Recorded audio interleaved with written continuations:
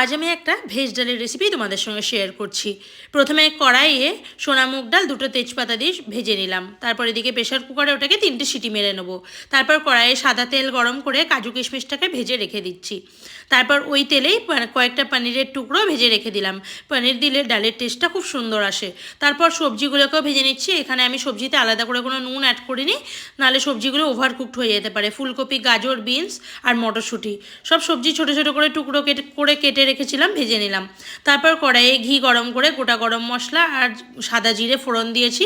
দিয়ে দিলাম 1 চামচ আদা বাটা আর হলুদ।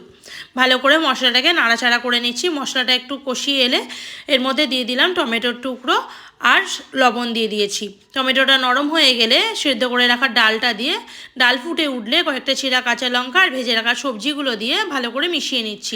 সামান্য গরম জলও অ্যাড করেছিলাম। ডালটা ঠান্ডা হয়ে গেলে কিন্তু অনেকটাই ঘন হয়ে যাবে।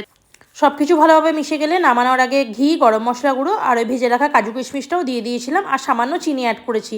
এই ডালটা কিন্তু হালকা মিষ্টি মিষ্টি ভালো লাগে। তোমরা এই ডালের সঙ্গে কী খেতে পছন্দ করো অবশ্যই কমেন্টে জানিও। বাই।